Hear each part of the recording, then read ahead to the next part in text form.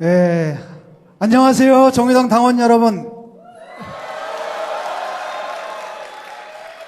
정의당의 대선 승리 전진대회를 맞아서 특집으로 진행하는 노유진의 정치 카페 진행을 맡은 국민민원 진중권입니다. 안녕하세요. 앉을까요? 유시민입니다. 예, 노회찬입니다. 우리가 마지막으로 정치 카페를 했던 게 작년 12월로 기억을 해요. 기억하십니까? 12월 8일. 그 박근혜 탄핵 소추안이 의결되기 전날인데 국회 의사당 앞에 그날 또 비가 또 추적추적 내렸던 걸로 기억을 하는데 그날이 마지막이었고요. 이번에 또 다시 탄핵이 이제 가결이 돼가지고 대선이 열려서 다시 모이게 됐습니다. 그때 국민들의 답답한 마음을 대변하듯이 그날 참 비도 참 많이 내렸었는데요. 화창합니다, 오늘은. 그렇죠? 탄핵이 인용된 후에 찾아온 이 따뜻한 봄날에 또다시 여러 번 만나뵙게 돼서 감회가 새롭습니다. 자, 그날 탄핵 가결되던 날 어디 계셨어요? 두 분은? 저는 제 작업실에서 인터넷으로 생중계를 보고 있었죠. 저는 본회의장에 있었습니다. 어떠셨어요, 그때 분위기가? 예, 가장 놀라웠던 것은 사실 그 탄핵이 300명 중에서 200명이 찬성을 해야 탄핵이 이제 가결되는 것인데 그 일주일 전만 하더라도 200명 돌파할지 안 할지에 대해서 설들이 분분했습니다. 근데 그날 234명 78.4%의 찬성률로 통과되는 걸 보고 그 높은 찬성률에 투표에 참가했던 국회의원들 스스로가 놀랬던 그런 기억이 납니다. 헌재에서 이제 탄핵을 인용하지 않았습니까? 그 순간 정말 제가 마음을 졸였는데 처음에 잘 나가는 것 같더니 갑자기 1번, 2번, 3번 이래가지고 마음을 너무너무 졸였던 기억이 나는데 그때 어떻게 보셨어요? 어떤 분은 예상을 하셨다 그러더라고요. 원래 그렇게 하는 거다. 네. 그럼 저는 탄핵이 될 걸로 믿었지만 혹시 안 되더라도 대수냐 한 8개월 더 기다리면 되지 그렇게 생각하고 봤어요. 아닌가? 네. 안 됩니다. 원래 그 이유가 있고 이유를 길게 얘기하고 결론을 주문이라는 이름으로 결론을 말하는데 결론이 탄핵을 인용하는 거라면은 이유의 첫머리는 그 탄핵 사유를 배척하는 그런 내용을 미리 이렇게 앞에다 깐다고 해요. 그래서 앞에서 그런 부정적인 얘기가 나오는 걸 보고 받아들여지는구나 이렇게 판단한 경우도 많습니다. 예, 고수들은 이제 그렇게 보는데 저같이 마음 약한 사람은 이거 어떻게 되는 거 아닌가?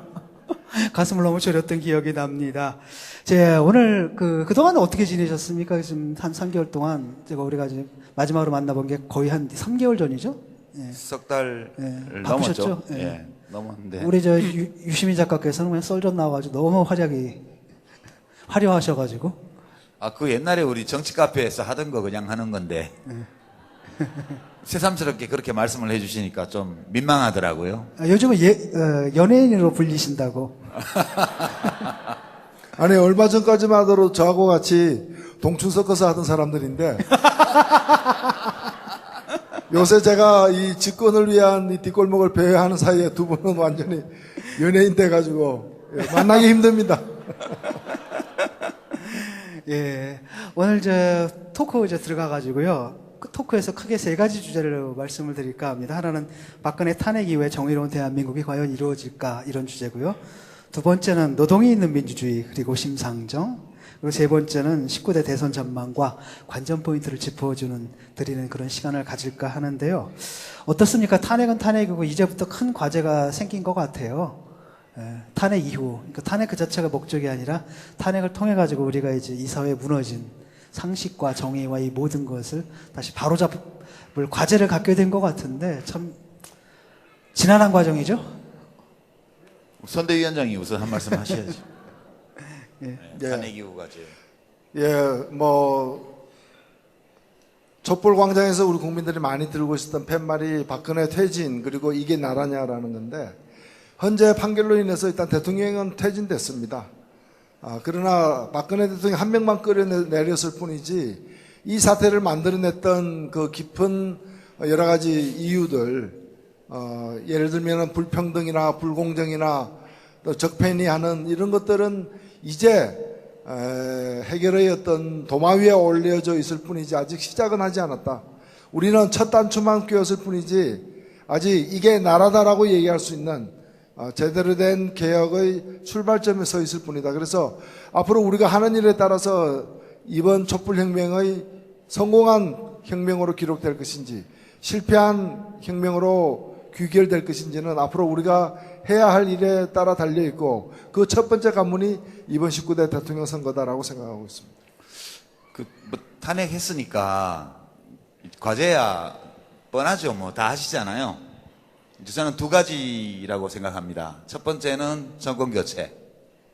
뭐 하여튼 정권을 바꿔야 그거 자체가 무슨 모든 문제를 해결해 주는 건 아니지만 어떤 문제든 해결할 수 있는 출발점이 정권 교체라고 생각하기 때문에 이제 정권 교체가 첫 번째 과제고, 두 번째는 뭐 정권 교체가 5월 9일 날 될 거니까, 그죠? 될 거잖아요.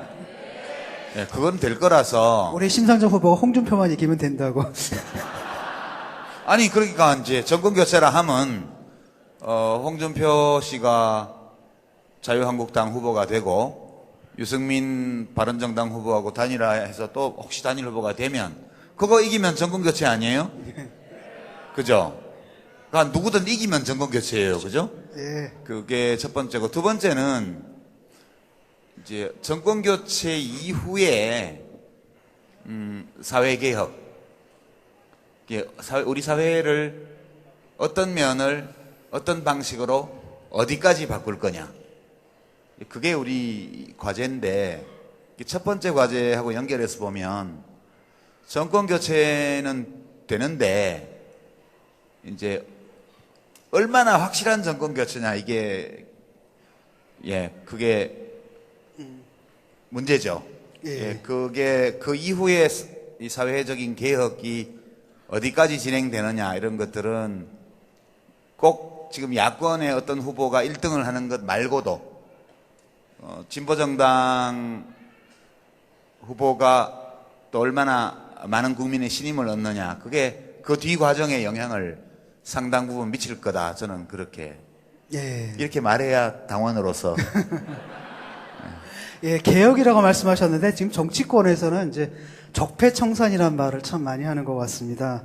그러다 보니까 여기에 대한 그 저항이 벌써 시작된 것 같아요.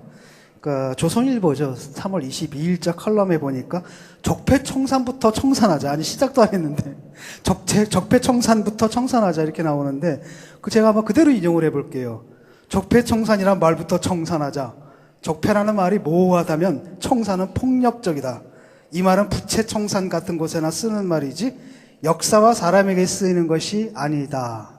이렇게 얘기를 하고 있어요. 그러니까 벌써부터 저항이 시작됐는데, 이 말 근데 신문에다가는 쓸 수 있는 거 아닌가요?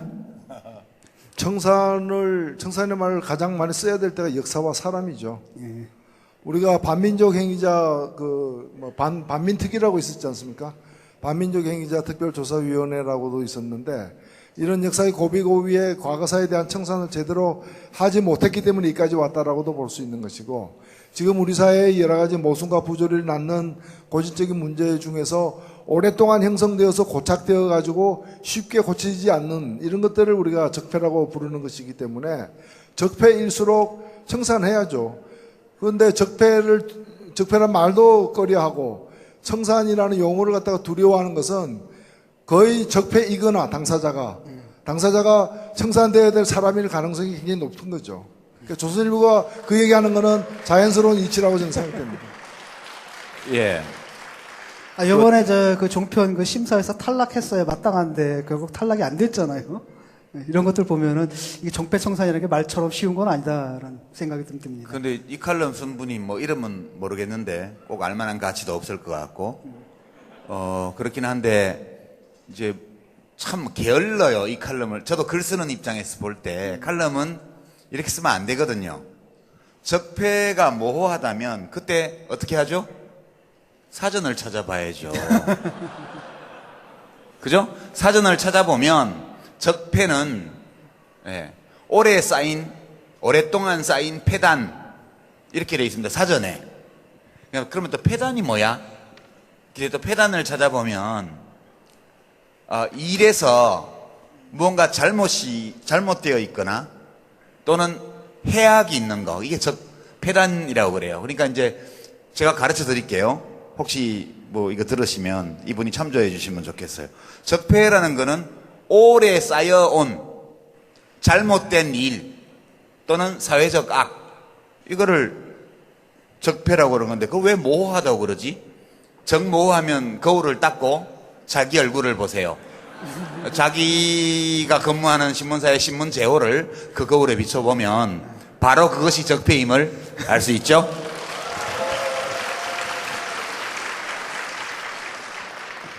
예, 그 적폐에도 여러 가지가 있는데요. 좀 너무나 많은 것들을 적폐라고 불리는 것 같아요. 그 부역 언론의 문제도 있고, 또 검찰 문제도 있고요. 검찰 개혁 문제도 있고, 그 다음에 이제 요번에 드러난 그러니까 정치와 그 재벌들 간의 유착 관계의 문제도 있고, 굉장히 많은 과제들이 있는데 정치권에서 지금 벌써 논란이 벌어지고 있어요. 한편으로는 적폐 청산을 해야 된다. 한편으로는 그럼에도 불구하고 또 통합을 해야 된다. 그래서 도대체 어느 쪽으로 가야 될지, 또 유력한 그 야권의 후보들 사이에서도 논쟁을 좀 벌이고 있거든요. 그래서 어떻게 보면 둘 다 맞는 것 같아요. 한편은 적폐는 확실히 청산해야 되지만, 그럼에도 불구하고 이렇게 분열로 갈리된 갈라진 나라를 다시 통합해야 할 과제도 있는 것 같고, 이 두 문제를 어떻게 좀 조화롭게 해결할 수 있을까요? 조화로운 해결책이 있나? 아니, 그 균이 있으면 멸균을 해야죠. 그리고 다 한 뒤에 통합을 해야지, 균을 죽이기도 전에 통합하면 어떻게 됩니까? 균을 확산시키는 거죠. 그래서 적폐 청산을 다 하고 난 후에 통합을 해야 되는데, 그런 거 하기 전에 또는 그런 거 하는 대신에 통합해야 된다. 사실 제가 뭐 어떤 분을, 사람 이름은 얘기하지 않겠지만은, 지금 현재 있는 모든 정당들 다 이렇게 서로 선의로 했다고 다 인정해 주자. 그리고 다 뭐 통합하자 이렇게 얘기하는데, 제가 그런 얘기 들으면서, 야, 저분은 정말 대통령 하기에는 진짜 아까운 분이다. 성직자나 이런 길로 좀 나서야 되는 거 아니냐. 그래서 정치는 무릇 올바른가 틀림을 구분하는 거 아니에요? 정의당이 왜 정의당입니까? 올바르지 않은 것, 의롭지 않은 것을 배척하기 위해서 정의당이 됐는데, 근데 올바르지 않은 것하고 의롭지 않은 것하고 함께 통합하라 그러면은 아니 1급수하고 4급수하고 섞으면은 그게 4급수지 그게 2급수나 3급수가 되겠습니까? 그래서 저는 적폐 청산이고, 그리고 정의를 바로 세우고, 그리고 그런 과정에서 다양한 어떤 정의를 바로 세우는데 다양한 관점을 가진 세력들, 또 적폐를 청산하는 데 있어서 또 다양한 새로운 대안을 갖고 있는 세력들이 서로 공동분모를 중심으로 힘을 합치는 게 협치고, 그게 저는 연합 통합이라고 생각을 합니다. 그런 것 없이 틀린 것, 올바르지 않은 것, 또 청산해야 될 대상과 더불어서 뭘 도모하는 것은 역사를 후퇴시키고 지연시키는 것 이상 아무것도 아니라고 봅니다. 근데 참 이게 한 사회 어떤 국민 경제를 파멸에 빠뜨리는 가장 빠른 길은 화폐를 타락시키는 거라는 말이 있어요. 이게 케인즈가 한 말인데요. 한 국민 경제를 파멸시키고 싶으면 화폐를 타락시키면 돼요. 그러면 모든 거래 관계가 다 불신에 휩싸이고 저절로 경제가 이제 밑으로 꼬나박게 되어 있습니다. 한 사회를 타락시키는 제일 빠른 길은 언어를 타락시키는 거라고 저는 생각해요. 이 국론분열이라는 용어 있잖아요. 저희 어렸을 때부터 아주 지겹도록 들었고요. 제가 20대 때는 저나 이제 노 대표님이나 뭐 우리 진중권 교수 같은 사람을 가리켜서 그때 박정희 정권 또 전두환 정권 때 언론 또 정부에서 뭐라 그랬냐면 국론 분열을 획책하는 좌경불순 세력이라고 그랬어요. 국론 분열을 획책하는 좌경불순 세력이요. 우리는 민주화 운동을 했는데, 그러니까 지금 국민이 분열되어 있다. 이게 되게 정상적인 거라고 저는 생각해요. 아니 어떻게 국민들의 의견이 하나로 모아져요? 그럼 불가능하잖아요. 우리가 의견이 다르다는 거 인정하고 그 의견들 중에서 어떤 것이 옳은지를 찾기 위해서 서로 논쟁하고 토론하고 또 경쟁하고 하는 거 아니겠습니까? 그죠? 그래서 저는 이 국론 분열은 문제다. 국민을 통합해야 된다. 이런 게 바로 적폐라고 봐요. 우리는 서로 다르다는 거 인정하고 같이 공존하면 되죠. 아까 1급수, 4급수 섞는다 말씀하셨는데요. 1급수, 4급수를 섞는 게 통합이 아니고 1급수는 상수관으로 연결하고 3급수는 농업수로하고 연결하고 그게 통합 아니에요? 각자가 자기 상태에 맞는 그런 위치에 가 있는 거. 근데 이제 4급수가 식탁에 오르거나 이러면 곤란하겠죠. 지금 적폐는 사회의 모든 분야에서 3급수, 4급수가 음료수로 등장하는 데 있는 것이다. 저는 그렇게 생각하고 이 4급수들의 이 외침에 대해서 귀 기울이지 말자. 그렇게 말씀드립니다. 예. 아니, 국론 분야를 획책한 것도 사실이고요. 제가 작용이란 것도 사실인데, 불순하진 않았거든요. 순수했는데. 예. 요즘 적폐청산과 관련해가지고 여러 가지 개혁 관련 법안들이 국회 통과 못하고 계류 중이죠? 예, 지금 사실 국회에서 통과된 거는 그 특검 법안, 박근혜 최순실 등을 수사하기 위한 특검 법안하고 그 다음에 박근혜 대통령 탄핵소추 의결안 요 두 가지만 통과됐을 뿐이고 나머지는 하나도 지금 통과 안 되고 있습니다. 아, 그래요? 예. 그것도 통과 못 시키면 사퇴하세요! 예. 예. 국회 해산해도 마땅합니다. 누구 흉내 좀 내봤습니다. 예, 그 중에서 가장 시급한 개혁 과제로 꼽을 수 있는 게 뭘까요, 지금? 뭐 지금 현안이 되어 있는 건 여러 개가 있습니다. 그러니까 지금 이 사태의 배경이 되었다고도 볼 수 있고 적폐의 핵심적 내용이라도 볼 수 있는 것이 불평등에 관련된 것, 그리고 불공정에 관련된 것, 그리고 불공정을 통해서 불평등을 확산시킨 이 새 범주로다가 둘 수 있는데 일단 재벌 체제를 갖다가 규제하기 위한 상법 개정안이 있고요. 그다음에 검찰의 그런 이제 정치 지향적 그런 처신을 갖다가 혁파하기 위한 공수처 설치 법안 이런 법안들이 있습니다. 근데 둘 다 지금 자유한국당이죠. 자유한국당 그 김진태 열사의 예, 곧 열사가 될 것으로 보여지는 예, 그분이 자유한국당 법사위 간사인데 원내 대표들끼리 합의한 것조차도 이제 틀어막는 그런 행위로 인해 가지고 막혀 있습니다. 예, 정의당 대선 승리 전진대 특집 노유진의 정치 카페 지금 일부 진행 중인데요. 그 첫 번째 주제에 대해서 좀 살펴봤는데 두 번째 주제를 넘어가려고 하다 보니까 두 번째 주제는 이제 자연스럽게 가야 될 때가 된 것 같습니다. 그래서 앞으로 두 번째 주제가 바로 이제 민주주의, 즉 노동이 있는 민주주의라는 주제인데요. 이 얘기를 좀 하려면 또 우리가 모셔야 할 분이 있을 것 같습니다. 그 얘기를 하거나 안 하거나 무조건 모셔야지. 오늘. 우리 지금 왜 왔는데 우리 노유진 지금 삐끼 하러 왔잖아요. 예. 네. 우리 정의당의 대선 후보 심상정 후보를 소개합니다. 큰 박수로 맞아주십시오.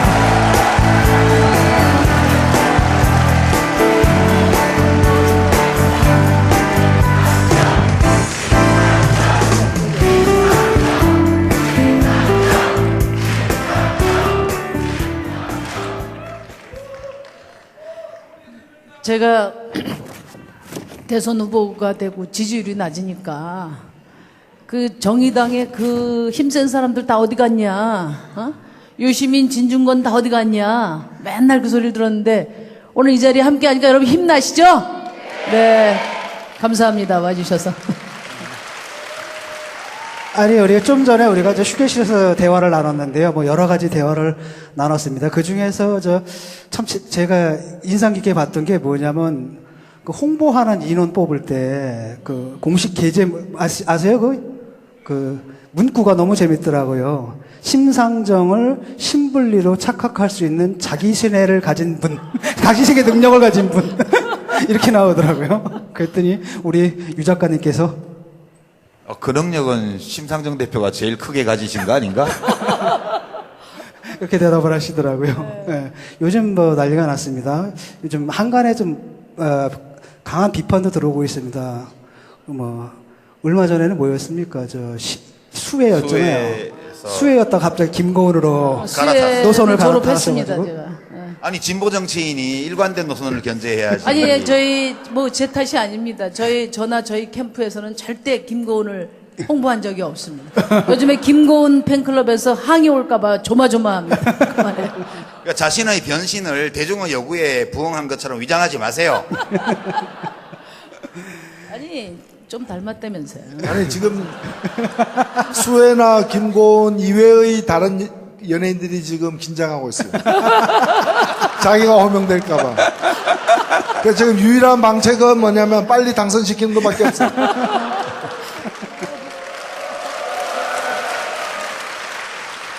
우리 심상정 후보가 대통령이 돼도 그 비선 진료 받으러 가서 김고은이라고 써놓거나 이런 일은 절대 없어요. 걱정하지 마십시오. 예. 저는 뭐 원판이 탄탄해서 걱정 안 하셔도 됩니다.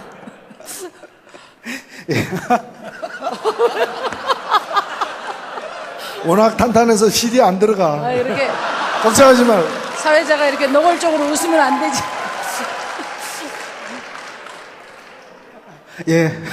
조금 마음을 진정하고요. 예. 아, 이거 옛날에 저 뉴스 진행할 때 이게 팔이 한 마리 앉아가지고요. 뭐 이래가지고 뉴스 진행을 못한 적이 있었잖아요. 그 심정을 제가 이해할 수 있을 것 같습니다. 예. 그 노동에 있는 민주주의를 새 정부 제1국정과제로 삼겠다고 하셨습니다. 노동에 있는 민주주의. 이게 이제 슬로건인데요. 이거 구체적으로 어떤 내용들입니까? 그 말씀하기 전에 요즘 시대 정신이 정의죠, 그죠? 정의. 예. 요즘 민주당의 모 후보께서 대세라고 그러는데 진짜 대세 정당은 정의당이 아닌가. 그래서 제가 대세 정당의 후보로서 막중한 책임감을 가지고 열심히 하고 있다는 말씀 드리고요. 이게 이제 유행을 타다 보면 거기다 이렇게 숟가락 얹는 사람들이 있어요. 근데 정의란 말을 우리 순우리말로 바꾸면 무슨 말이죠? 바르다. 바르다. 이 바른정당이 사실은 정의당과 유사당명이에요. 근데 민주당 하면 등록 안 시켜주니까 데모크라시당 하듯이 바른당으로 이렇게 등록을 한 거죠. 근데 뭐 조금 있다가 역시 짝퉁은 수도 있기 때문에 짝퉁은 그냥 원조를 못 냅두고 있습니다. 아니 요즘 냅두고 여론조사표를 보니까 짝퉁은 원조를 못 이기더라고. 네. 저는 제가 20차례 그저께 어제죠. 어제까지 21번째 그 광화문 광장에 개근을 했는데 광화문 광장에서 가장 많이 울려 펴진 말이 이게 나라냐는 그런 절규잖아요. 그 탄식인데 그것은 저는 같이 좀 살자. 불의한 정권에 대한 분노만이었으면 그렇게 많은 우리 청년들이 나왔겠나 이런 생각이 들었어요. 그래서 저는 이 같이 좀 살자 이게 우리 국민들이 바라는 정의로운 대한민국의 핵심을 표현한 말이라고 생각하고요. 제가 말씀드린 노동 있는 민주주의는 열심히 일한 사람들은 보람을 갖고 또 일을 할 수 없는 사람도 인간 존엄이 최소한 존중되는 그런 사회로 가자. 너도 나도 너와 나의 노동이 안녕한 그런 사회가 돼야 된다. 근데 제가 여기서 드리고 싶은 말씀이 뭐냐면 큰 틀을 좀 봐주시라는 거죠. 좀 대성면 되다 보니까 많은 분들이 좋은 공약을 많이 내는데 이 공약의 이행 가능성이 중요합니다. 그래서 제가 노동 있는 민주주의를 다음 정부의 기본 가치로 하고 노동가치 존중을 국정의 제일 과제로 삼아서 실질적인 개혁을 추진하겠다. 그런 것입니다. 그렇지 않고 그냥 공약만 많이 발표하는 분들 또 60년 재벌 정부를 승계하는 그런 정부라면 아마 지금 내놓는 공약 나중에 정책 자료집에서나 찾아봐야 될 것 같아요. 그게 제가 말씀드리는 노동 있는 민주주의입니다. 예, 저 구체적으로 조금 더 구체적으로 좀 들어가게 되면은 우리 사실 노동부가 있지 않습니까? 근데 사실 네. 그 노동부인지 사용부인지 구별이 좀 잘 안 되는 측면도 있고요. 노동탄압부. 노동탄압부. 그래서 그런 문제들, 그 정부 차원에서의 그 뭐랄까 그 노동 문제를 쉽게 말하면 삶의 문제라기보다도 무슨 경제상 관리 대상 이렇게 보는 좀 시각도 좀 있는 것 같은데 노동부총리 제신설을 제안을 하셨어요. 그러니까 제가 그 환경노동위원회도 해서 고용노동부도 잘 살펴봤는데 지금 우리 당에 이제 이정미 의원이 고용노동부에서 잘 하고 있지만 고용노동부 장관 누가 맡는다고 해서 조금도 바뀔 게 없어요. 잘 아시지만 역대 지금 그 국무회의 정의당이 집권하면 뭐가 달라지냐 이야기할 때 국무회의가 달라진다. 제가 그런 얘기를 했습니다. 그러니까 지금 국무회의는 기획재정부나 국토부나 또 산자부 이런 경제부서가 기득권 부서가 거의 발언권을 주도하고 아니 뭐 박근혜 대통령 때는 아무도 발언을 못했지만 그분들이 다 주도하고 노동부, 환경부 또 뭐 여성부 이런 데서는 말 한마디도 제대로 못하는 거죠. 그러니까 그동안에 역대 노동부는 기재부의 방침에 따라서 사실상 재계의 노무관리부서와 같은 역할을 해왔다. 그렇기 때문에 국정 운영의 최고 가치로 노동 문제를 올려놓지 않고서는 이 엄청난 기득권 세력을 밀어내고 노동을 개혁할 수가 없다. 그런 점에서 제가 실질적인 개혁 정부의 상을 제시한 겁니다. 여러분 동의하시죠? 예. 이제 노동부 총리 뭐 마음에 두고 있는 분이 있어요? 노동부 총리 할 분은 많죠. 많아요? 이 자리에도 많이 있습니다. 지금 제가 보니까. 예. 과거에 그 프랑스에서 사회당 그 대선 후보였던 미테랑 후보가 이제 대통령이 당선됐을 때 제일 먼저 한 조치 중에 하나가 노동부 장관을 제1부총리로 해서 첫 강요를 갖다가 구성을 했습니다. 이게 한 명의 어떤 뭐 장관에 누가 앉느냐 또 그 서열이 제1이냐 제2냐도 중요하지만 결국에 노동이 있는 민주주의라는 것은 인간의 얼굴을 한 민주주의라는 것이고 대한민국의 민주주의가 그동안에 4년 후 5년마다 한 번씩 선거를 갖다가 정기적으로 치르고 선거 결과를 받아들이는 것 말고는 내용적 민주주의, 인간의 삶과 관련된 민주주의는 제대로 못 해왔고 그것이 지금 대통령을 직선제로 뽑은 지 30년이 되는 바로 올해의 가장 큰 화두가 불평등과 불공정을 척결하는 그런 적폐청산이라는 점에서 보면은 노동이 있는 민주주의, 인간의 얼굴을 한 민주주의를 만들어내는 것이 가장 어찌 시급한 과제이고 노동부 장관을 부총리로 한다는 얘기는 그런 지난 30년간 다른 어떤 새로운 시대의 막을 열겠다는 그런 의지의 표현이 아닌가. 뭐 그런 점에서 저는 그걸 뭐 누가 맞느냐 이상으로 중요한 의미를 지니고 있다 생각합니다. 그러니까 예전인가 지금도 그렇죠. 지금도 그 사회부총리라고 있어요. 여러분 들어보셨어요? 사회부총리? 예. 경제부총리만 있는 게 아니라 사회부총리가 있어요. 교육부 장관이 지금 사회부총리를 총괄하고 있는데 이른바 국가의 왼손, 교육, 복지, 뭐 또 노동 이런 분야를 총괄하는 그런 이제 직책을 만들어 놨는데 지금 우리 국민들 누구도 사회부총리가 있는지조차도 몰라요. 나도 몰랐어요. 몰랐어요? 그러니까 국가 운영에 그 경제 권력이 강하게 지금 들어와 있기 때문에 거기서 뭐 누구도 특히 그 경제 권력과 맞서는 그런 부처나 그런 시민들을 위한 그런 그 부처는 다 힘이 없어요. 하다못해 제가 보니까 그 산하 조직이 굉장히 많은데 공기업 산하 조직이 재경부 산하의 기재부 산하의 공기업들의 그 직원들 임금 수준하고 그다음에 환경부나 노동부 산하 조직의 임금 수준이 심할 경우에 한 3배 정도 차이가 납니다. 그래서 정부 부처 내에서도 기득권이 있고 또 갑이 있고 을이 있다. 지금까지는 노동은 갑을 병 수준에 있다. 병 수준에.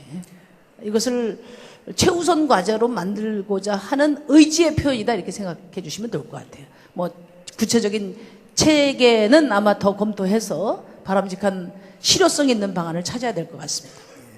예, 또 하나가 이번에 이제 드러난 것이 다시 뭐 늘 있었던 일이긴 하지만 이번에 또 충격적으로 드러난 게 권력과 경제 사이의 유착, 정경 유착이라는 건 아니겠습니까? 특히 재벌 체제가 문제인데요.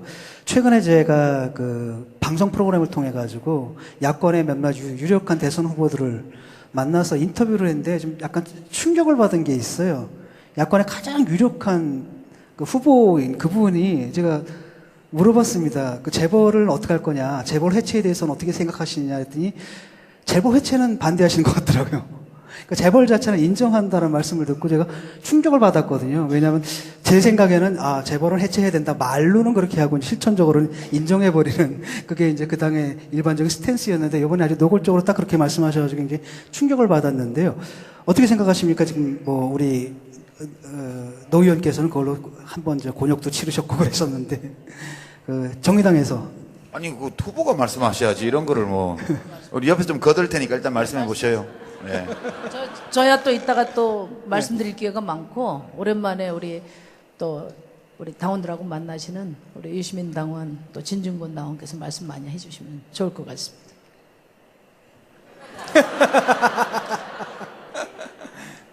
그게 재벌 해체냐, 재벌 체제 해체냐 이게 말장난 같지만 그 내용이 좀 다른 거거든요. 그러니까 재벌을 해체한다 그러면 이거는 기업 분리를 해야 돼요. 기업 분리를.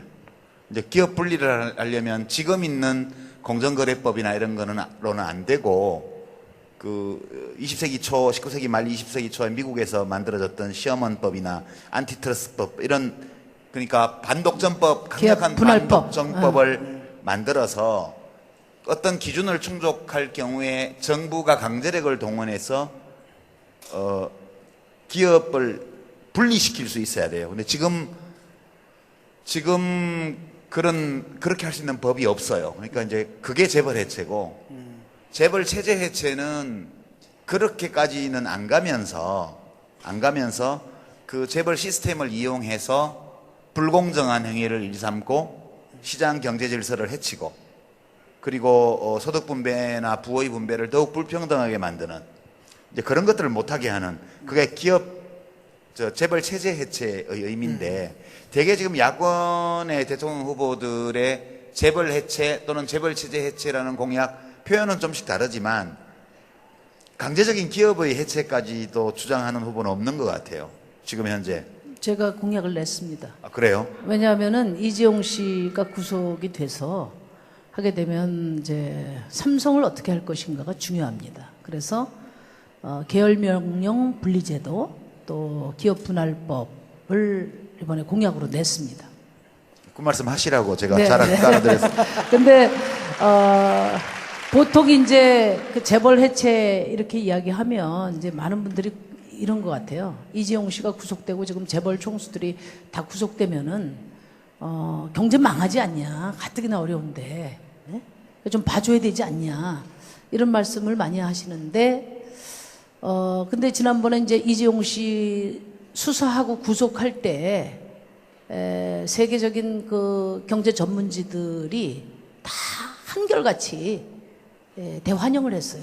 그게 무슨 뭐 해외 자본이 여기 가서 다 먹으려고 환영한 게 아니고 영국의 파이낸셜 타임즈 같은 경우에는 이재용 씨 수사 구속을 이제야말로 대한민국의 지배구조가 기업의 지배구조가 개선될 수 있지 않냐 이런 청신호로 받아들이고 국제 투자자들이 대한민국에 돈을 걸고 있다 이렇게 평가를 했거든요. 국제 투자 시장에서 우리나라 증권들이 별 대접을 못 받아요.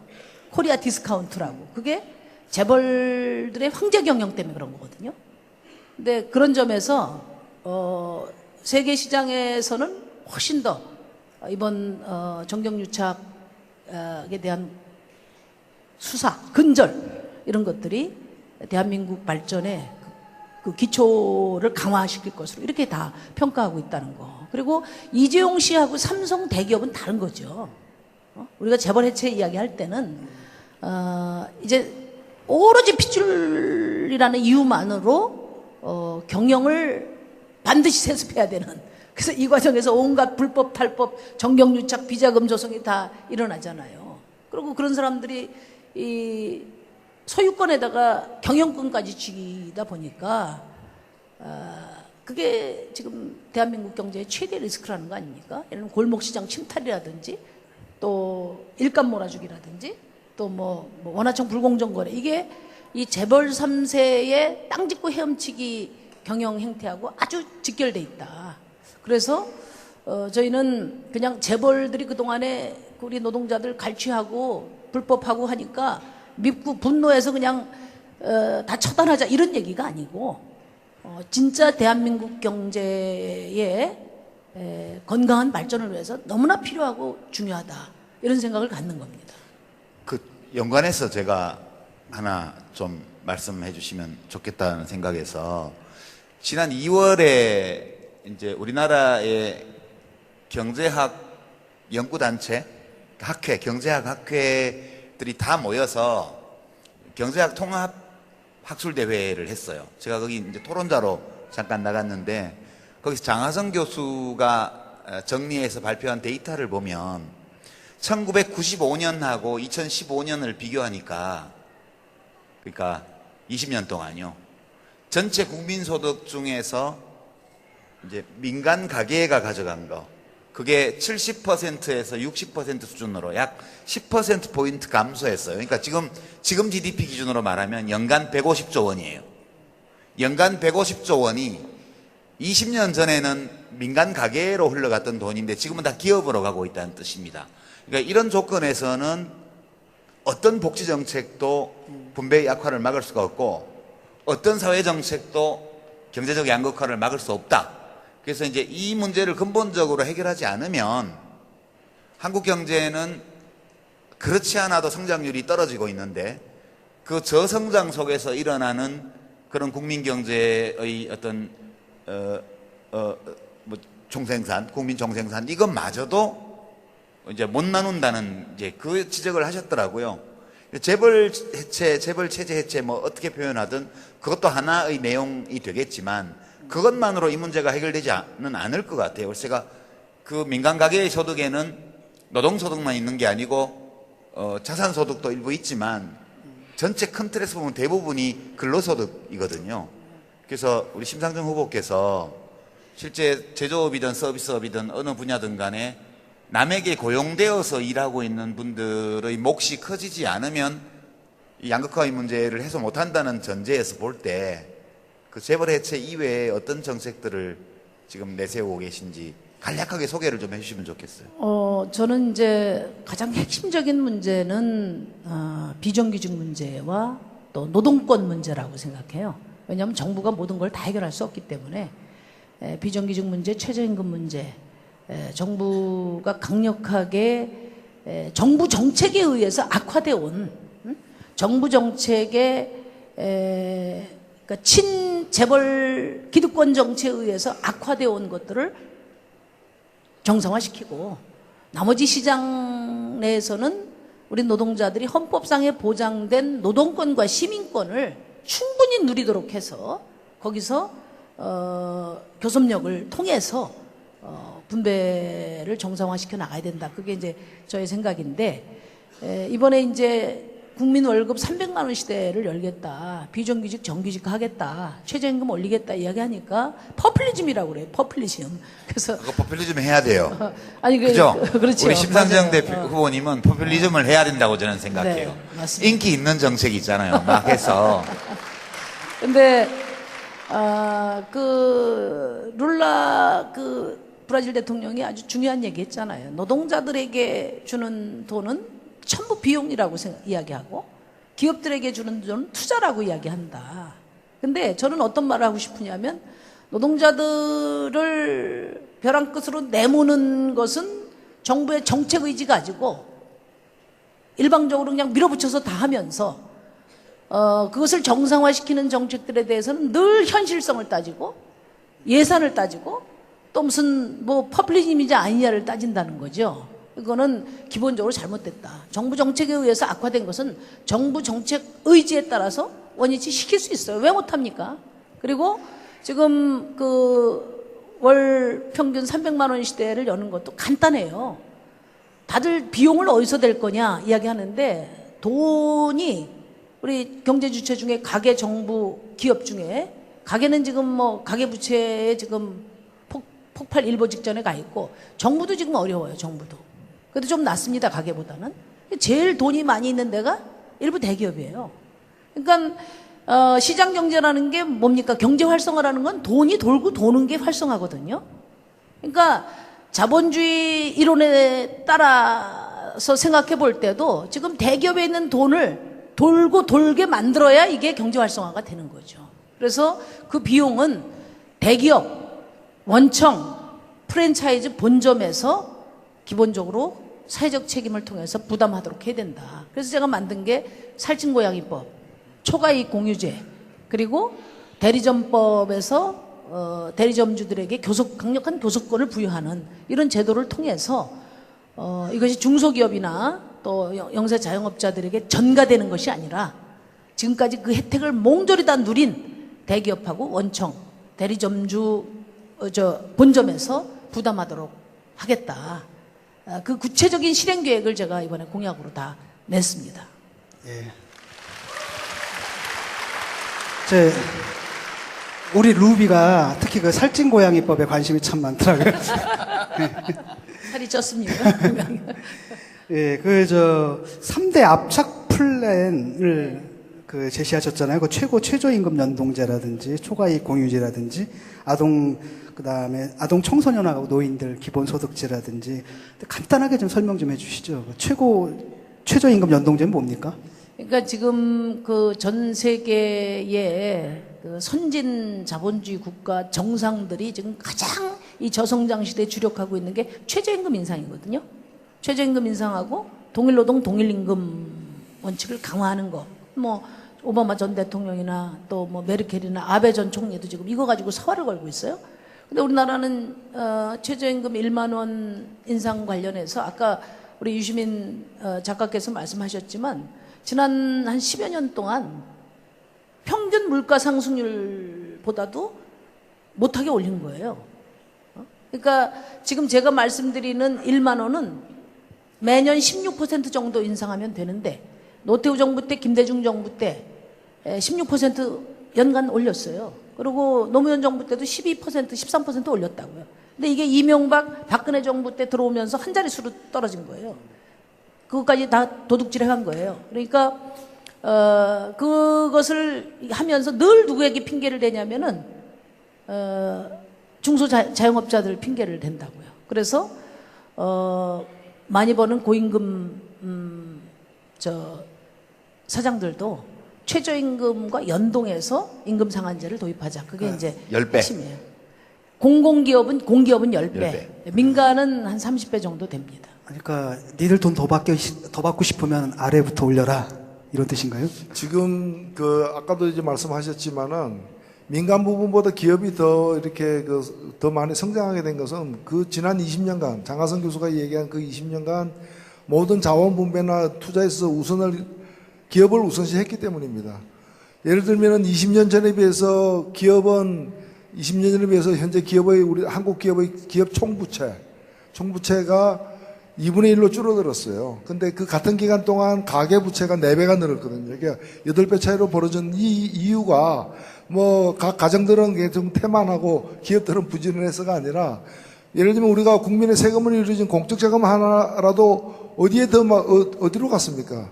주로 대기업 중에서도 재벌 대기업에 가지 그 위태위태한 골목에 있는 통닭집 이런 데 공적자금 간 역사가 없는 거거든요. 그래서 자원분배에 있어서 다 우선적으로 그쪽을 배려했기 때문에 점점 더 양극화가 이제 거기서 이루어진 것인데 이걸 바로잡는 여러 노력 중에 지금 심상정 후보가 또 정의당이 내놓고 있는 공약의 대부분은 뭔가 하면은 이미 발생한 격차를 좁히기 위해서 복지를 동원하는 것보다는 그 이전에 이 격차가 덜 벌어지게 하기 위한 1차 분배 과정에 개입하는 거예요. 지금 최고임금, 최저임금 연동제도 마찬가지고 초과이익 공유제도 그렇고 다 뭔가 하면은 사회적 재분배 과정에서 약자를 위해서 더 몫을 늘리는 것도 우리는 추진하지만 그 이전에 그러니까 병 주고 약 주면 안 된다 이게. 병 나는 것부터 시작해서 병이 덜 발생하도록 해야지 이미 병이 나 있는 상태에서 약을 더 많이 주는 게임에 우리가 더 많은 약을 주겠다는 게임으로 가지 않겠다라는 좀 그런 의지의 표현이라고 저는 봅니다. 제가 한 말씀만 더 붙일게요. 좀 우스개처럼 들리실 텐데, 제 경제학자들은 이렇게 얘기를 해요. 노동시장에서 이루어지는 보상은 생산성 격차 때문에 그렇다. 그렇게 얘기를 해요. 그러니까 생산성이 높으면 돈을 많이 줄 수 있고, 돈을 적게 주는 건 생산성이 낮아서 그렇다. 그렇게 얘기를 해요. 근데 제가 최근에 어느 상장회사의 사회이사가 됐는데요. 이사회를 가봤더니 처음 가봤습니다. 주총에서 저를 사회이사로 이제 해주고, 주총이 문을 닫은 이제 끝나고 나니까 곧바로 이사회를 열었어요. 이사회에서 맨 먼저 한 일이 주주총회에서 금년도 그 임원 보수 상한액, 그거를 이제 주총회에서 승인을 받은 다음에 그 상한액 범위 안에서 이사들이 모여서 자기들 월급을 결정하는 거예요. 아니, 거기 무슨 생산성 지표가 있는 게 아니더라고요. 그냥 그 어떤 재벌 회장은 감옥에 앉아가지고도 연봉을 300억 받았잖아요. 그럼 그 사람이 300억 원어치의 부가가치를 그 기업에 만들어줘서 받은 게 아니고, 그 사람이 자기 연봉을 결정할 수 있는 권력이 있기 때문에 300억이 된 거예요. 그래서 이게 임금격차에 관해서 경제학자들은 마치 자연법칙 비슷한 정의로운 법칙이 있는 것처럼 말하지만 그거 다 거짓말이거든요. 분배라는 거는 우리가 마음먹기 달린 거라고 제가 경제학도로서 양심상 말씀드리고요. 우리 정의당과 심상정 후보의 공약은 그런 경제적 법칙에 어긋나는 그런 포퓰리스트 공약이 아니고, 우리가 마음먹으면 바꿀 수 있는 우리 사회의 분배 상태를, 우리가 가지고 있는 건전한 상식과 양식, 우리가 가지고 있는 선한 본능, 옳고 그름을 가릴 수 있는 능력, 이런 거에 맞게 제안한 거기 때문에 포퓰리스트라고 욕하는 사람이 있으면 발로 한 대 차주세요. 예. 근데 방금 그 말씀하신 기업 총수가 감옥에 갔는데, 감옥에 가서 그 사람이 2년 4개월 있었습니다. 근데 연봉을 갖다가 300억씩 줘가지고, 그때 노유준에서도 한번 다루고 저도 욕을 크게 했는데 나중에 제가 후회를 했어요. 아, 이분이 300억 받을 만하다. 왜냐면은 그분이 감옥에 가 있는 동안에 그 SK 그 주가가 올랐죠. 주가가 올라가지고 그분이 계속 감옥에 있으면 계속 올랐을 텐데. 그러니까 삼성전자도 저는 그런 점에서 끄떡이 없다고 생각됩니다. 그럼 이재용 부회장도 연봉을 올려줘야 되겠네. 아니요, 최근에 제가 처음 인터뷰해본 데가 최근에 2군데가 있었는데 월스트리트 저널하고 알자지라 방송에서 왔어요. 근데 둘 다 왜 왔느냐면은 이재용이 들어가면서 삼성전자의 가치가 올라가고 있다고 자기들은 보고 있다. 앞으로 한국 경제가 어떻게 달라지겠냐, 이걸 주로 묻는 건데. 그러면 총수 연봉은 감옥 가라고 주는 거예요? 예, 뭐 역설적으로 표현하자면 그렇다는 거죠. 그렇다고 해서 뭐 300억 주는 게 좋다는 얘기는 결코 아니니까요. 예. 이제까지 우리 이제 심상정 후보의 주요한 공약에 대해서 살펴봤고요. 요즘 여론조사 결과 좀 보시죠. 아주 조금씩 오르고 있습니다. 심지어 7%, 8%까지 올라간 조사까지도 봤는데요. 아직은 부족한 것 같습니다. 그래서, 생각보다, 그래도 두 자릿수는 좀 나와야 되지 않습니까? 지금쯤? 우리 기대만큼 좀 오르진 않고 있는데, 이걸 좀 극복하기 위한 방안 같은 게 있으신지 궁금하네요. 우선 다운 여러분, 제가 요즘 그 댓글을 보니까 심상정이 김진태하고 똑같아. 이게 너무 쪽팔리지 않아요? 그죠? 저뿐만 아니라 여러분들도 같이 분발해 주세요. 일단 김진태는 넘어서고 봐야 될 거 아니에요. 그죠? 네.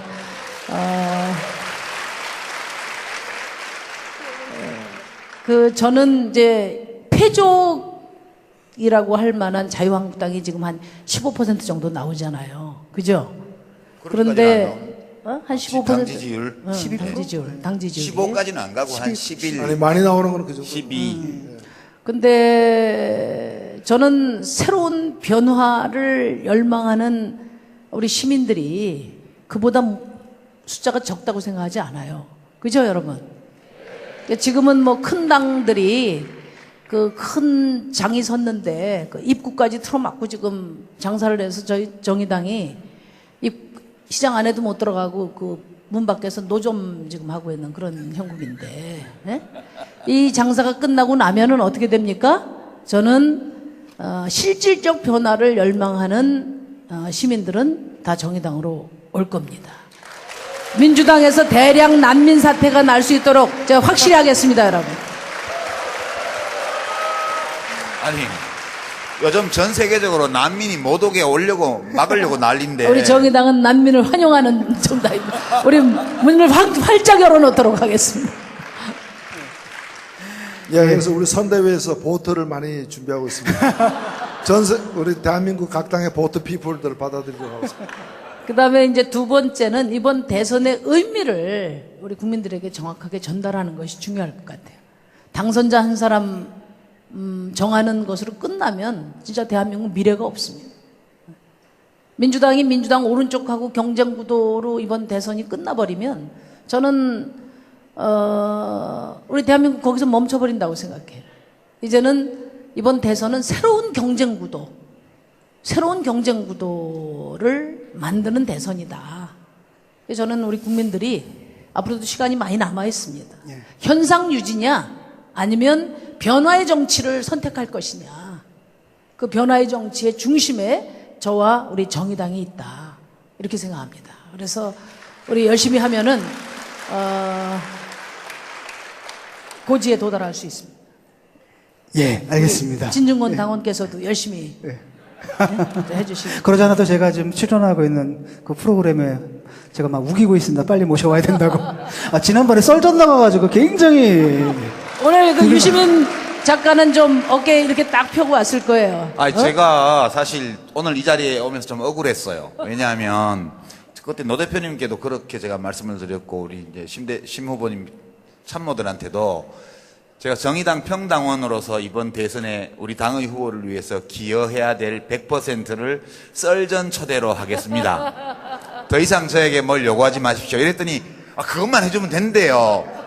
그거 하고 나니까 또 여기 나오라는 거야. 누가 그렇게 말했어? 아니, 도대체? 근데 제가 그 지난주인가요? 그 뉴스룸에 8시 뉴스룸에 잠깐 나가서 손석희 사장을 만났는데, 손석희 사장은 우리 후보의 그 썰전 출연이 온전히 자신의 노력 끝에 그래서 제가 이거 조사를 해보려고 그래요. 조사를 해가지고 둘 중에 한 명이겠죠. 그래서 나머지 한 명에게 새로운 요구를 할 겁니다. 새로운 출연 요구 할 겁니다. 그런데 이제 외부자들은 아직 못 나가셨잖아요. 예. 진 교수가 저보다 당성이 많이 부족하다는 그런 증거가 될 거고요. 제가 우리 심 후보를 썰전에 모시기 위해서 무려 3주간 낮은 포복 자세로 JTBC를 출입하면서 관계된 모든 관계자들에게 제가 했거든요. 근데 여러분 한 번 갖고 됩니까, 여러분? 그죠? 아니 지금 썰전에 우리 정의당이 얼마나 기여도가 높은데, 아니 썰전뿐만 아니라 JTBC에, 그죠? 우리 유시민 작가 값어치가 한 번밖에 안 됩니까, 여러분? JTBC는 정의당의 먹이 살렸죠, 뭐. 이 대외비입니다. 얘기하면 안 돼요, 이거. 우리 상임선대위원장님, JTBC에 톡톡이 제대로 제가 알고 값을 있기로 쳐받으세요. JTBC에 프로가 많아요. 수요 미식회도 있고, 비정상회담도 있고, 그래서. 냉장고를 부탁해. 냉부도 있고. 근데 저는 이제 심 대표님 말씀 들으면서 이번 대선에서 예전에 했던 얘기들을 좀 거꾸로 보게 되는데요. 그러니까 이게 클린턴이 한 말인가? 오바마가 한 말인가? 그런데 역사의 밀물이 들면 진보의 모든 배가 함께 떠오른다. 그런 말이 있어요. 역사의 밀물이 들면 모든 진보의 배가 함께 떠오른다. 저는 지금 이번 대선이 그런 국면이라고 봐요. 국면이라고 보고, 우리 심상정 후보께서 최소 목표와 최대 목표를 설정하고 임하셨으면 싶어요. 최소 목표는 정권 교체예요. 그거는 홍준표를 이기면 돼요. 그죠? 아니, 홍준표를 이기면 홍준표 씨가 지금 유력하대요. 그러니까 홍준표를 이기면 정권 교체하는 거예요. 본인이 몇 등 하든 상관없이. 그죠? 그게 최소 목표라고 저는 보고요. 두 번째는 1등을 하는 게 최대 목표예요. 1등을 하면 이게 강력한 정권 교체죠, 이게. 그러니까 우리 심상정 후보의 성적이 정권 교체는 이루어지는데, 이 정권 교체가 어느 정도 강력한 정권 교체냐. 적폐청산을 얼마나 힘있게 할 수 있는 정권교체냐. 대선 이후에 새로 들어설 정부의 정책 방향이 얼마나 더 정의로운 상태를 지향하는 정책이 될 것이냐를 미리 알려주는 그 뭐라 그래요 전문 용어로. 여하튼 리트머스 시험지 또는 예고편에 해당되는 거기 때문에 뭐 사실 1등 하긴 좀 어렵긴 하겠죠. 예, 그렇지만 일단 홍준표는 이겨야 되고 그리고 최대한의 득표를 해서 이번에 우리가 맞이하게 될 정권교체를 아주 강력한 정권교체로 만들어 주셨으면 좋겠습니다. 예. 마지막으로 하겠습니다. 예, 지금까지 정의당 대선 후보 심상정 후보와 함께 이야기 나눴습니다. 뭐 하실 말씀? 뭐 마무리 발언하는 거예요? 예, 마무리 발언 예. 해주십시오. 예, 우리 좀 유시민 작가께서 말씀하신 것처럼 그건 단순한 정권 교체가 아니라 힘 있는 정권 교체가 돼야 될 겁니다. 그런데 만에 하나 예를 들면은 문재인 후보와 자유한국당 후보가 또는 더민주당 후보와 자유한국당 후보가 막판까지 1, 2위를 겨누게 되면은 선거 끝난 뒤에 야권이 승리하더라도 그래서 정권 교체가 되더라도 저 광화문 태극기로 밤낮 이제 태극기 아저씨로 가득 찰 것이고 밤낮 바지 끌어내리려는 발목을 붙잡는 세력과 싸우느라고 정권 교체 효과를 보기 힘들 겁니다. 그래서 정말 차기 정권이 제대로 적폐청산을 하고 촛불 정신을 이어받으려면은 이번 대선이 민주당 후보와 정의당 후보가 1, 2를 다투는 그런 대선이 돼야 되는 거 아닙니까? 아니 대통령까지 탄핵시킨 마당에 자유한국당 후보가 1, 2를 다투는 한 축을 담당한다면은 전 세계에서 대한민국 어떻게 보겠어요? 저 정신이 있는 사람으로 보겠어요? 우리 자존심을 위해서도 반드시 우리 정의당이 1, 2를 다투는 후보의 하나가 돼야 되지 않겠습니까, 여러분? 마무리. 예. 요즘 분위기가 많이 바뀌었습니다. 아, 그래요? 예, 잠시 외출 가 있는 동안에 우리 당 분위기가 많이 바뀌었어요. 조금 저- 기준을 세게 해주세요. 저보고 제가 출연한 방송 제작진에서 방송국 밖에서는 대통령 후보하고 사진 찍히지 말라고 그러더라고요. 그래서 진 교수 여기 앉고 저쪽에 심 대표 앉으시라고 그랬는데 시나리오도 그렇게 돼 있는데 이상하게 앉았어 지금. 제가 혹시 잘리게 되면 책임져 주시고요. 잘리면 정권 교체해서 다시 파견합시다. 정권 교체해서. 걱정을 하지 마세요. 예. 두려워하지 마세요. 쫄지 마세요. 지금 단상에 있는 네 사람 중에 여당 집권 세력 해본 사람 저밖에 없어서 한 말씀만 마무리 삼아 드리면, 지금 1등하고 있는 후보의 캠프에는 되게 많은 사람들이 몰려들고 있죠. 언론에서 매일 보십니다. 집권하고 나면 대체로 어떤 일이 일어날 거리라는 것을 대체로 예측할 수 있어요. 그게 대통령 당선자의 여러 가지 정책에 대한 입장, 그 참모들의 태도, 주변의 분위기 이런 것들이 영향을 주거든요. 그래서 제가 걱정하는 거는 해보기도 전에 또 물렁물렁해지는 거 아닌가, 그 걱정이 제일 커요. 나중에 욕을 먹는 한이 있더라도 MB가 뭐 4대강 파헤치는 것처럼 우리도 뭐 좀 정의를 위해서 뭐 좀 파헤쳐 보자고요. 나중에 어떻게 될 값이라도. 예, 한번 적폐청산과 사회개혁을 두려움 없이 한번 해보는 거, 이게 제가 바라는 거예요. 제가 예전에 여당에 있고 정부에 있었을 때는 너무 많은 두려움에 휩싸여서 자기의 내면에 있는 그런 생각, 이런 것들을 과감하게 행동으로 옮기지 못했어요. 실제로 용기가 부족했어요. 그래서 이번에 들어설 정부는 정말 좀 용기 있게 무슨 보수 언론의 선동에 휘둘리지 말고, 또 스스로 자신의 능력에 대한 어떤 회의감에 빠지지 말고 정말 국민들의 소망을 등에 업고 확 한번 가는 정부가 되었으면 좋겠다, 그런 소망을 가지고 제가 지금 상황을 보고 있는데, 우리 심상정 후보가 많은 득표를 할수록 왼쪽 눈치를 안 보면 안 되기 때문에. 그죠? 그래서 홍준표를 이기는 것이 되게 중요해요. 그게 이번 정권 교체의 성격을 결정하게 될 것이다. 그런 점에서 다 함께 노력했으면 좋겠습니다.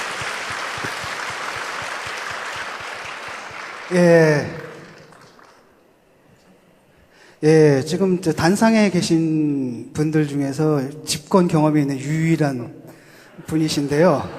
그때 이제 그 정권의 문제점이 뭐였냐면 이제 깜빡이를 왼쪽 켜고 우회전했던 거. 그거 아니라니까. 그래서 그런 일이 없도록 이 얘기 시작하면 일을- 오늘 여기 또 몇 시간 해야 돼요. 그러니까 여기서 그런 일이 없으려면 역시 이번 대선에서 우리 정의당이 얼마나 약진하느냐, 이게 정권교체 성격을 결정할 것이다, 이렇게 말씀드리도록 하겠습니다. 87년 이후로 처음 치러지는 5월 대선이죠.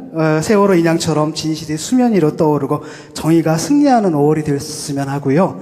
또 장미 대선이라고 하더라고요. 이 별명처럼 이번 대선이 정말 대한민국 민주주의가 장미꽃처럼 아름답게 피어나는 계기가 되었으면 합니다. 그리고 거기서 우리 정의당의 역할이 매우 중요하다는 말씀 드리고요. 오늘 나와주신 심상정 후보께 박수 부탁드립니다. 수고하셨습니다. 노유진의 정치 자, 카페 우리 유시민 여기서 진중권 마치겠습니다. 후보께 더 큰 박수 부탁드립니다. 함께 해주신 여러분 고맙습니다.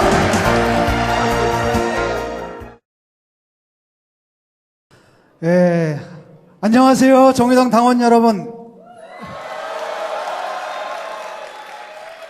정의당의 대선 승리 전진대회를 맞아서 특집으로 진행하는 노유진의 정치 카페 진행을 맡은 국민민한 진중권입니다. 안녕하세요. 앉을까요? 유시민입니다.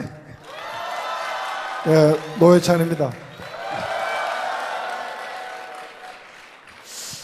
우리가 마지막으로 정치 카페를 했던 게 작년 12월로 기억을 해요. 기억하십니까? 12월 8일. 그 박근혜 탄핵 소추안이 의결되기 전날인데 국회 의사당 앞에 그날 또 비가 또 추적추적 내렸던 걸로 기억을 하는데 그날이 마지막이었고요. 요번에 또 다시 탄핵이 이제 가결이 돼가지고 대선이 열려서 다시 모이게 됐습니다. 그때 국민들의 답답한 마음을 대변하듯이 그날 참 비도 참 많이 내렸었는데요. 화창합니다, 오늘은. 그렇죠? 탄핵이 인용된 후에 찾아온 이 따뜻한 봄날에 또다시 여러 번 만나뵙게 돼서 감회가 새롭습니다. 자, 그날 탄핵 가결되던 날 어디 계셨어요? 두 분은? 저는 제 작업실에서 인터넷으로 생중계를 보고 있었죠. 저는 본회의장에 있었습니다. 어떠셨어요, 그때 분위기가? 가장 놀라웠던 것은 사실 그 탄핵이 300명 중에서 200명이 찬성을 해야 탄핵이 이제 가결되는 것인데 그 일주일 전만 하더라도 200명 돌파할지 안 할지에 대해서 설들이 분분했습니다. 근데 그날 234명 78.4%의 찬성률로 통과되는 걸 보고 그 높은 찬성률에 투표에 참가했던 국회의원들 스스로가 놀랬던 그런 기억이 납니다. 헌재에서 이제 탄핵을 인용하지 않았습니까? 그 순간 정말 제가 마음을 졸였는데 처음에 잘 나가는 것 같더니 갑자기 1번, 2번, 3번 이래가지고 마음을 너무너무 졸였던 기억이 나는데 그때 어떻게 보셨어요? 어떤 분은 예상을 하셨다 그러더라고요. 원래 그렇게 하는 거다. 그럼 저는 탄핵이 될 걸로 믿었지만 혹시 안 되더라도 대수냐, 한 8개월 더 기다리면 되지, 그렇게 생각하고 봤어요. 아닌가? 안 됩니다. 원래 그 이유가 있고 이유를 길게 얘기하고 결론을 주문이라는 이름으로 결론을 말하는데 결론이 탄핵을 인용하는 거라면은 이유의 첫머리는 그 탄핵 사유를 배척하는 그런 내용을 미리 이렇게 앞에다 깐다고 해요. 그래서 앞에서 그런 부정적인 얘기가 나오는 걸 보고 받아들여지는구나 이렇게 판단한 경우도 많습니다. 고수들은 이제 그렇게 보는데 저같이 마음 약한 사람은 이거 어떻게 되는 거 아닌가 가슴을 너무 졸였던 기억이 납니다. 오늘 그동안 어떻게 지내셨습니까? 지금 한 3개월 동안 우리가 지금 마지막으로 만나본 게 거의 한 3개월 전이죠? 석 달을 바쁘셨죠? 넘었죠. 넘었는데. 우리 유시민 작가께서는 그냥 썰전 나와가지고 너무 화려하셔가지고. 그 옛날에 우리 정치 카페에서 하던 거 그냥 하는 건데. 새삼스럽게 그렇게 말씀을 해주시니까 좀 민망하더라고요. 요즘은 연예인으로 불리신다고. 아니, 얼마 전까지만 하더라도 저하고 같이 동춘 서커스 하던 사람들인데, 요새 제가 이 집권을 위한 이 뒷골목을 배회하는 사이에 두 분은 완전히 연예인 돼가지고, 만나기 힘듭니다. 예. 오늘 저 토크 이제 들어가가지고요. 그 토크에서 크게 세 가지 주제를 말씀을 드릴까 합니다. 하나는 박근혜 탄핵 이후에 정의로운 대한민국이 과연 이루어질까 이런 주제고요. 두 번째는 노동이 있는 민주주의 그리고 심상정, 그리고 세 번째는 19대 대선 전망과 관전 포인트를 드리는 그런 시간을 가질까 하는데요. 어떻습니까? 탄핵은 탄핵이고 이제부터 큰 과제가 생긴 것 같아요. 탄핵 이후, 그러니까 탄핵 그 자체가 목적이 아니라 탄핵을 통해 가지고 우리가 이제 이 사회에 무너진 상식과 정의와 이 모든 것을 다시 바로잡을 과제를 갖게 된 것 같은데 참 지난한 과정이죠. 선대위원장이 우선 한 말씀 하셔야죠. 예. 탄핵 이후 과제. 촛불광장에서 우리 국민들이 많이 들고 있었던 팻말이 박근혜 퇴진, 그리고 이게 나라냐라는 건데, 현재 판결로 인해서 일단 대통령은 퇴진됐습니다. 그러나 박근혜 대통령 한 명만 끌어내렸을 뿐이지, 이 사태를 만들어냈던 그 깊은 여러 가지 이유들, 예를 들면 불평등이나 불공정이나 또 적폐니 하는 이런 것들은 이제 해결의 어떤 도마 위에 올려져 있을 뿐이지 아직 시작은 하지 않았다. 우리는 첫 단추만 끼웠을 뿐이지 아직 이게 나라다라고 얘기할 수 있는 제대로 된 개혁의 출발점에 서 있을 뿐이다. 그래서 앞으로 우리가 하는 일에 따라서 이번 촛불혁명의 성공한 혁명으로 기록될 것인지 실패한 혁명으로 귀결될 것인지는 앞으로 우리가 해야 할 일에 따라 달려있고, 그 첫 번째 관문이 이번 19대 대통령 선거다라고 생각하고 있습니다. 탄핵했으니까 과제야 뻔하죠. 다 하시잖아요. 저는 두 가지라고 생각합니다. 첫 번째는 정권 교체. 하여튼 정권을 바꿔야 그거 자체가 무슨 모든 문제를 해결해 주는 건 아니지만 어떤 문제든 해결할 수 있는 출발점이 정권 교체라고 생각하기 때문에 이제 정권 교체가 첫 번째 과제고, 두 번째는 정권 교체가 5월 9일 날 될 거니까, 그죠? 될 거잖아요. 네, 그건 될 거라서. 우리 심상정 후보가 홍준표만 이기면 된다고. 아니, 그러니까 이제 정권 교체라 하면 홍준표 씨가 자유한국당 후보가 되고 유승민 바른정당 후보하고 단일화해서 또 혹시 단일 후보가 되면 그거 이기면 정권 교체 아니에요? 그죠? 그러니까 누구든 이기면 정권 교체예요. 그죠? 예. 그게 첫 번째고, 두 번째는 이제 정권 교체 이후에 사회 개혁. 우리 사회를 어떤 면을 어떤 방식으로 어디까지 바꿀 거냐. 그게 우리 과제인데, 첫 번째 과제하고 연결해서 보면 정권 교체는 되는데 이제 얼마나 확실한 정권 교체냐, 이게 그게 문제죠. 그게 그 이후에 이 사회적인 개혁이 어디까지 진행되느냐, 이런 것들은 꼭 지금 야권의 어떤 후보가 1등을 하는 것 말고도 진보정당 후보가 또 얼마나 많은 국민의 신임을 얻느냐, 그게 그 뒤 과정에 영향을 상당 부분 미칠 거다. 저는 그렇게 이렇게 말해야 당원으로서. 예, 개혁이라고 말씀하셨는데 지금 정치권에서는 이제 적폐청산이라는 말을 참 많이 하는 것 같습니다. 그러다 보니까 여기에 대한 그 저항이 벌써 시작된 것 같아요. 그러니까 조선일보죠. 3월 22일자 컬럼에 보니까 적폐청산부터 청산하자. 아니, 시작도 안 했는데 적폐청산부터 청산하자 이렇게 나오는데, 제가 한번 그대로 인용을 해볼게요. 적폐청산이란 말부터 청산하자. 적폐라는 말이 모호하다면 청산은 폭력적이다. 이 말은 부채청산 같은 곳에나 쓰는 말이지 역사와 사람에게 쓰이는 것이 아니다. 이렇게 얘기를 하고 있어요. 그러니까 벌써부터 저항이 시작됐는데, 이 말 근데 신문에다가는 쓸 수 있는 거 아닌가요? 청산의 말을 가장 많이 써야 될 때가 역사와 사람이죠. 예. 우리가 반민족 행위자 반민특위라고 있었지 않습니까? 반민족 행위자 특별조사위원회라고도 있었는데 이런 역사의 고비고비에 과거사에 대한 청산을 제대로 하지 못했기 때문에 여기까지 왔다라고도 볼 수 있는 것이고 지금 우리 사회의 여러 가지 모순과 부조리를 낳는 고질적인 문제 중에서 오랫동안 형성되어서 고착되어 가지고 쉽게 고치지 않는 이런 것들을 우리가 적폐라고 부르는 것이기 때문에 적폐일수록 청산해야죠. 그런데 적폐란 말도 꺼려하고 청산이라는 용어를 갖다가 두려워하는 것은 거의 적폐이거나 당사자가 청산되어야 될 사람일 가능성이 굉장히 높은 거죠. 그러니까 조선일보가 그 얘기하는 거는 자연스러운 이치라고 저는 생각됩니다. 예. 이번에 그 종편 그 심사에서 탈락했어야 마땅한데 결국 탈락이 안 됐잖아요. 이런 것들 보면은 이게 정폐청산이라는 게 말처럼 쉬운 건 아니다라는 생각이 좀 듭니다. 근데 이 칼럼 쓴 분이 뭐 이름은 모르겠는데 꼭 알만한 가치도 없을 것 같고, 그렇긴 한데, 이제 참 게을러요, 이 칼럼을. 저도 글 쓰는 입장에서 볼 때, 칼럼은 이렇게 쓰면 안 되거든요. 적폐가 모호하다면, 그때 어떻게 하죠? 사전을 찾아봐야죠. 그죠? 사전을 찾아보면, 적폐는 오랫동안 쌓인 폐단 이렇게 되어 있습니다. 사전에. 그러면 또 폐단이 뭐야? 그래서 또 폐단을 찾아보면 일에서 무언가 잘못되어 있거나 또는 해악이 있는 거 이게 폐단이라고 그래요. 그러니까 이제 제가 가르쳐 드릴게요.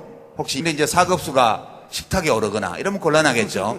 지금 적폐는 사회의 모든 분야에서 3급수, 4급수가 음료수로 등장하는 데 있는 것이다. 저는 그렇게 생각하고 이 4급수들의 이 외침에 대해서 귀 기울이지 말자. 그렇게 말씀드립니다. 예. 아니, 북론 분야를 획책한 것도 사실이고요. 제가 작용이란 것도 사실인데, 불순하진 않았거든요. 순수했는데. 예. 요즘 적폐청산과 관련해가지고 여러 가지 개혁 관련 법안들이 국회 통과 못하고 계류 중이죠? 예, 지금 사실 국회에서 통과된 거는 그 특검법안, 박근혜, 최순실 등을 수사하기 위한 특검법안하고 그 다음에 박근혜 대통령 탄핵소추 의결안 요 두 가지만 통과됐을 뿐이고 나머지는 하나도 지금 통과 안 되고 있습니다. 아, 그래요? 예. 그것도 통과 못 시키면 사퇴하세요! 예. 예. 국회 해산해도 마땅합니다. 누구 흉내 좀 내봤습니다. 예, 그 중에서 가장 시급한 개혁 과제로 꼽을 수 있는 게 뭘까요, 지금? 뭐 지금 현안이 되어 있는 건 여러 개가 있습니다. 그러니까 지금 이 사태의 배경이 되었다고도 볼 수 있고 적폐의 핵심적 내용이라고도 볼 수 있는 것이 불평등에 관련된 것, 그리고 불공정에 관련된 것, 그리고 불공정을 통해서 불평등을 확산시킨 이 새 범주로다가 둘 수 있는데 일단 재벌 체제를 갖다가 규제하기 위한 상법 개정안이 있고요. 그다음에 검찰의 그런 이제 정치 지향적 그런 처신을 갖다가 혁파하기 위한 공수처 설치 법안 이런 법안들이 있습니다. 근데 둘 다 지금 자유한국당이죠. 자유한국당 그 김진태 열사의 예, 곧 열사가 될 것으로 보여지는 예, 그분이 자유한국당 법사위 간사인데 원내 대표들끼리 합의한 것조차도 이제 틀어막는 그런 행위로 인해 지금 막혀 있습니다. 예, 정의당 대선 승리 전진대 특집 노유진의 정치 카페 지금 일부 진행 중인데요. 그 첫 번째 주제에 대해서 좀 살펴봤는데 두 번째 주제를 넘어가려고 하다 보니까 두 번째 주제는 이제 자연스럽게 가야 될 때가 된 것 같습니다. 그래서 앞으로 두 번째 주제가 바로 이제 민주주의, 즉 노동이 있는 민주주의라는 주제인데요.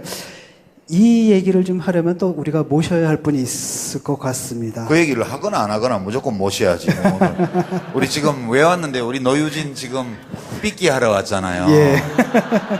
네. 우리 정의당의 대선 후보 심상정 후보를 소개합니다. 큰 박수로 맞아주십시오.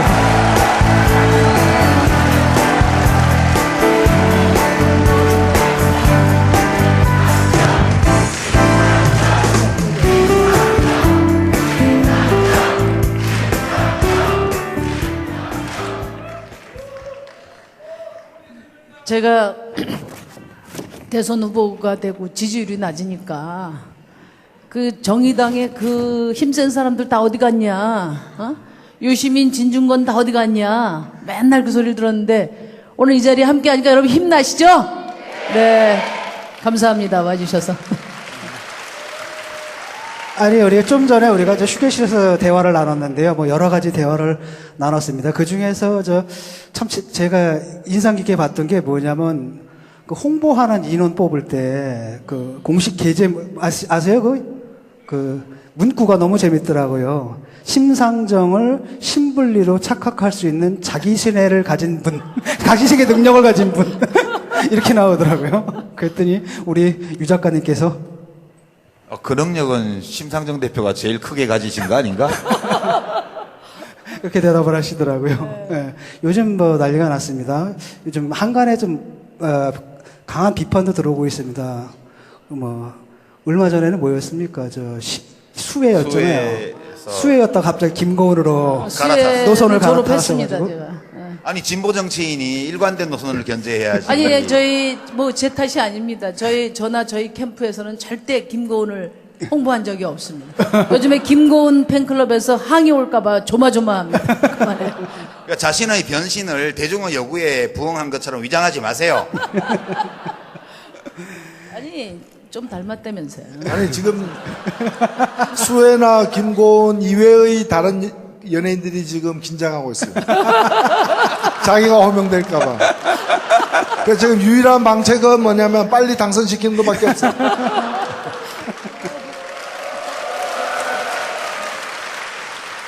우리 심상정 후보가 대통령이 돼도 그 비선진료 받으러 가서 김고은이라고 써놓거나 이런 일은 절대 없어요. 걱정하지 마십시오. 예. 저는 뭐 원판이 탄탄해서 걱정 안 하셔도 됩니다.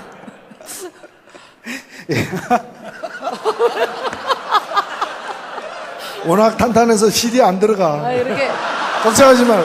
사회자가 이렇게 노골적으로 웃으면 안 되지. 예. 조금 마음을 진정하고요. 예. 옛날에 뉴스 진행할 때 파리 한 마리 앉아가지고요. 뭐 이래가지고 뉴스 진행을 못한 적이 있었잖아요. 그 심정을 제가 이해할 수 있을 것 같습니다. 예. 그 노동에 있는 민주주의를 새 정부 제1국정 과제로 삼겠다고 하셨습니다. 노동에 있는 민주주의. 이게 이제 슬로건인데요. 이거 구체적으로 어떤 내용들입니까? 그 말씀하기 전에 요즘 시대 정신이 정의죠, 그죠? 정의. 네. 요즘 민주당의 모 후보께서 대세라고 그러는데 진짜 대세 정당은 정의당이 아닌가. 그래서 제가 대세 정당의 후보로서 막중한 책임감을 가지고 열심히 하고 있다는 말씀 드리고요. 이게 이제 유행을 타다 보면 거기다 이렇게 숟가락 얹는 사람들이 있어요. 근데 정의란 말을 우리 순우리말로 바꾸면 무슨 말이죠? 바르다. 바르다. 이 바른정당이 사실은 정의당과 유사당명이에요. 근데 민주당 하면 등록 안 시켜주니까 데모크라시당 하듯이 바른당으로 이렇게 등록을 한 거죠. 근데 뭐 조금 있다가 역시 짝퉁은 수도 있기 때문에 네? 짝퉁은 원조를 못 냅두고 있습니다. 아니 요즘 냅두고 여론조사표를 보니까 짝퉁은 원조를 못 이기더라고. 네. 저는 제가 20차례 어제까지 21번째 그 광화문 광장에 개근을 했는데 광화문 광장에서 가장 많이 울려 펴진 말이 이게 나라냐는 그런 절규잖아요. 그 탄식인데 그것은 저는 같이 좀 살자. 불의한 정권에 대한 분노만이었으면 그렇게 많은 우리 청년들이 나왔겠나 이런 생각이 들었어요. 그래서 저는 이 같이 좀 살자 이게 우리 국민들이 바라는 정의로운 대한민국의 핵심을 표현한 말이라고 생각하고요. 제가 말씀드린 노동 있는 민주주의는 열심히 일한 사람들은 보람을 갖고 또 일을 할 수 없는 사람도 인간 존엄이 최소한 존중되는 그런 사회로 가자. 너도 나도 너와 나의 노동이 안녕한 그런 사회가 돼야 된다. 근데 제가 여기서 드리고 싶은 말씀이 뭐냐면 큰 틀을 좀 봐주시라는 거죠. 좀 대선국면 되다 보니까 많은 분들이 좋은 공약을 많이 내는데 이 공약의 이행 가능성이 중요합니다. 그래서 제가 노동 있는 민주주의를 다음 정부의 기본 가치로 하고 노동 가치 존중을 국정의 제일 과제로 삼아서 실질적인 개혁을 추진하겠다.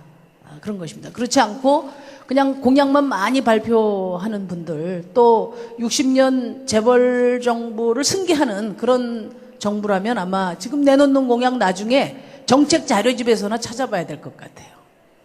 그게 제가 말씀드리는 노동 있는 민주주의입니다. 예, 저 구체적으로 조금 더 구체적으로 좀 들어가게 되면은 우리 사실 노동부가 있지 않습니까? 근데 사실 네. 그 노동분지 사용분지 구별이 좀 잘 안 되는 측면도 있고요. 노동탄압부. 노동탄압부. 그래서 그런 문제들, 그 정부 차원에서의 그 뭐랄까 그 노동 문제를 쉽게 말하면 삶의 문제라기보다도 무슨 경제상 관리 대상 이렇게 보는 좀 시각도 좀 있는 것 같은데 노동부총리 재신설을 제안을 하셨어요. 제가 그 환경노동위원회도 해서 고용노동부도 잘 살펴봤는데 지금 우리 당에 이제 이정미 의원이 고용노동부에서 잘 하고 있지만 고용노동부 장관 누가 맡는다고 해서 조금도 바뀔 게 없어요. 잘 아시지만 역대 지금 그 국무회의 정의당이 집권하면 뭐가 달라지냐 이야기할 때 국무회의가 달라진다. 제가 그런 얘기를 했습니다. 그러니까 지금 국무회의는 기획재정부나 국토부나 또 산자부 이런 경제부서가 기득권 부서가 거의 발언권을 주도하고 이거 들으시면 이분이 참조해 주시면 좋겠어요. 적폐라는 거는 오래 쌓여온 잘못된 일 또는 사회적 악 이거를 적폐라고 그러는 건데 그거 왜 모호하다고 그러지? 정모호하면 거울을 닦고 자기 얼굴을 보세요. 자기가 근무하는 신문사의 신문 제호를 그 거울에 비춰보면 바로 그것이 적폐임을 알 수 있죠.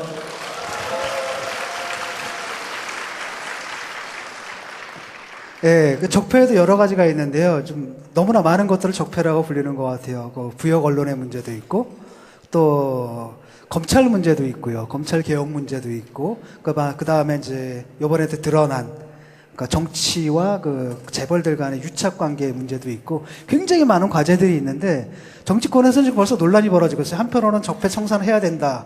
한편으로는 그럼에도 불구하고 또 통합을 해야 된다.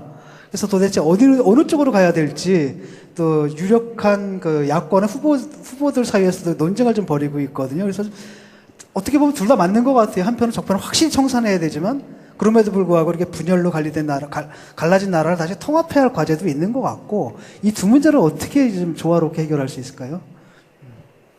조화로운 해결책이 있나? 아니 그 균이 있으면 멸균을 해야죠.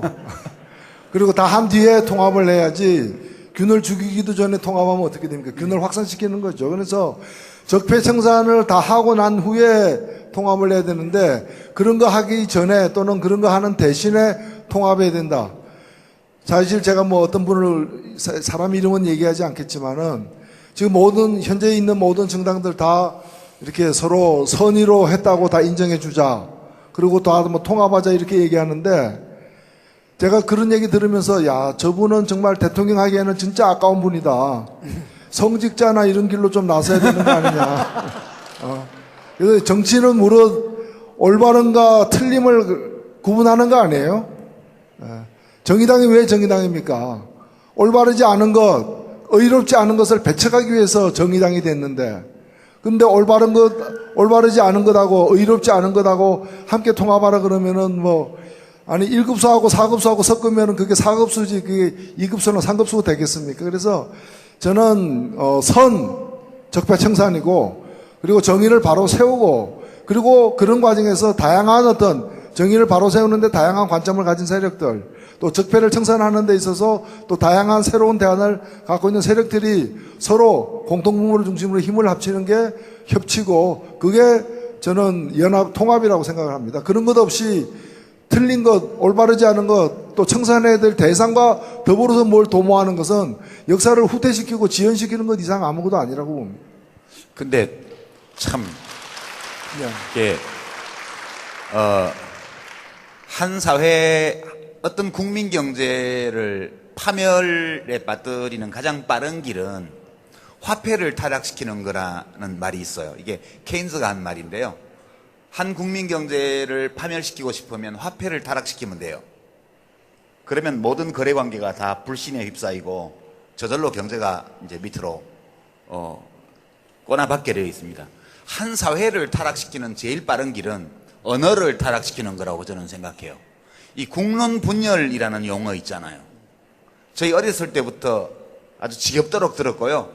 제가 20대 때는 저나 이제 노 대표님이나 뭐 우리 진중권 교수 같은 사람을 가리켜서 그때 박정희 정권 또 전두환 정권 때 언론 또 정부에서 뭐라 그랬냐면 국론 분열을 획책하는 좌경불순 세력이라고 그랬어요.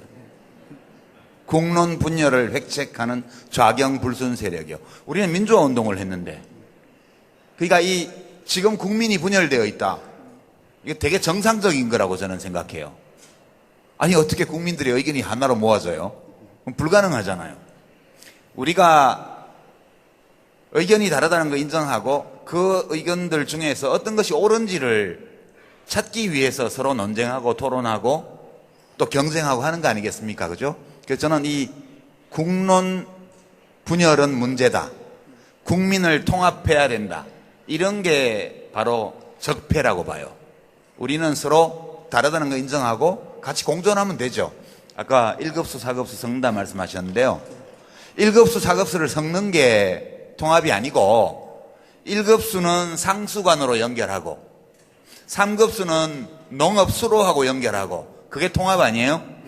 각자가 자기 상태에 맞는 그런 위치에 가 있는 거. 예.